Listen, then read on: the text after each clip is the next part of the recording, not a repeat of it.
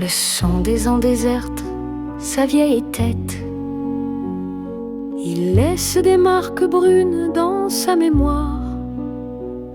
Elle se souvient d'une musique, d'un air de fête, comme d'une photo froissée en blanc et noir. Lorsque la vie s'en vient demander son congé, les vieux au soir ne doivent plus être dérangés. Une étincelle nomade sur leur front ridé, à l'aube du dernier soir, les a emmenés. Assise, les yeux à l'intérieur des rides, des murs fendus laissent leur place au vide. Autour d'elle, la vie l'enlace et se lasse. Les vieux un jour s'échappent, laissent la place. Ses mains lissent un tissu sur sa poitrine, un drap délavé et rêche comme un linceul. Au ciel de ce grand lit, elle s'abandonne, même pas malade, seulement trop seule.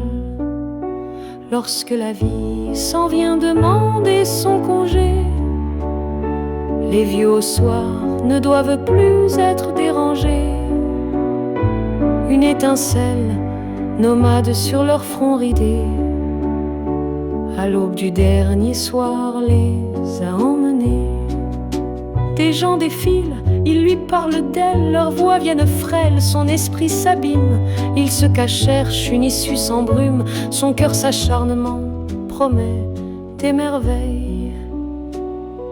Des fois elle fait des mélanges de couleurs, surmontés d'un léger fil de soleil doré, des pastels arc-en-ciel sur des milliers de fleurs s'en viennent de l'intérieur des robes et ses traits. Lorsque la vie s'en vient demander son congé, les vieux au soir ne doivent plus être dérangés. Une étincelle nomade sur leur front ridé, à l'aube du dernier soir, les a emmenés. Les lèvres fripées esquissent un grand sourire. Là où elle va n'existe qu'un seul accès. Elle s'y avance, il ne reste rien à dire.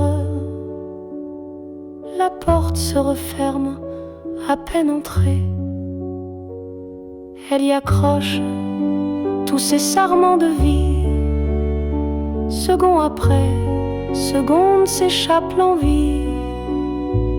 Elle range dans un tiroir ses secrets, puis cache la clé là-bas de l'autre côté.